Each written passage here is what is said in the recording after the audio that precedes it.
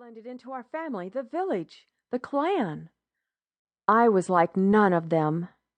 She told me I was like my father, a traitor from the South. I wished I had known my father. Bethan sliced another large piece of cheese and stuffed it into his mouth. My stomach groaned. Chewing, he continued, "However, Surdic, you do have a rich farm. You will be able to provide your son with sheep and pigs to start his own family. And he will inherit your land one day, goddess willing." He drank long from his cup of mead. Surdic was a small man with arms strong enough to lift one of his sheep out of a ravine and broad shoulders to carry his lambs. Heralt, built like his mother, grew tall, thin, and quiet. His father looked up to him, but Heralt heeded his father's wishes. Blankets and pieces of clothing were strewn over my uncle's home. Bridles and parts of his chariot lay on the table in midst of repair.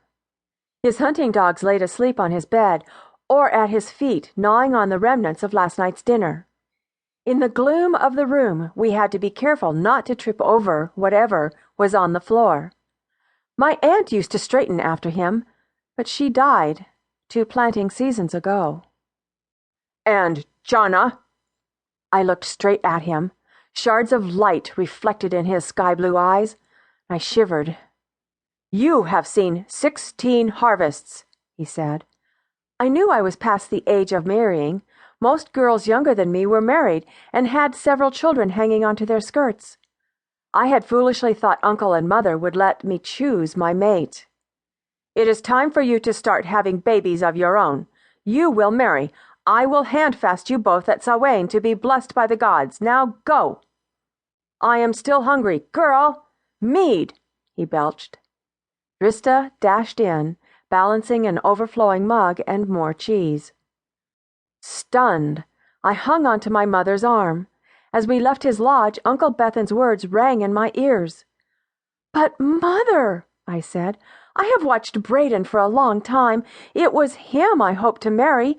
I was waiting for him to ask Uncle for our hand-fasting. Now I have to marry that farmer." "Shush, girl," my mother said. I did not care if Heralt heard me. I had known him all my life.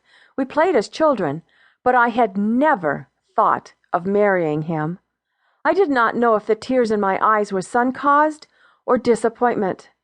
I overheard Surdic as Heralt and his father walked away. "It is too bad you could not have married Silius. Her hands are calloused from hard work. Her father taught her well. Jahna does not know how to work the land. She has lived with her mother weaving, and her hands are soft. She will not like to work outside in the fields." Yes, I thought. I wove cloth. My hands did not have the grime of the fields on them, but they were still strong hands.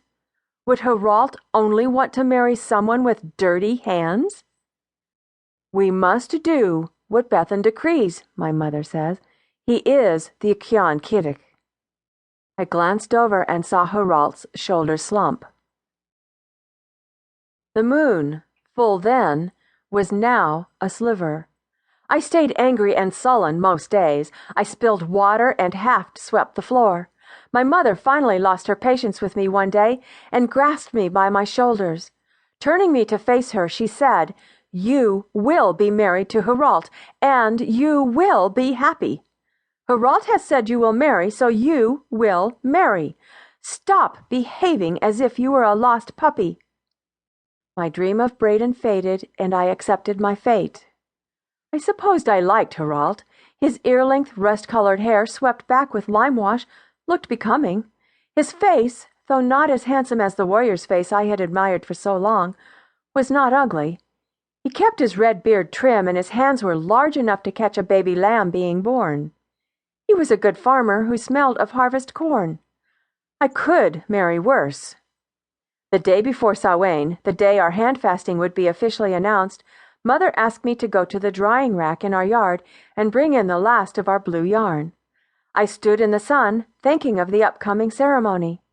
Would Heralt kiss me after the announcement? Only my uncle and cousins had ever kissed me, and then only on my cheek. I touched my lips and wondered if I would know what to do.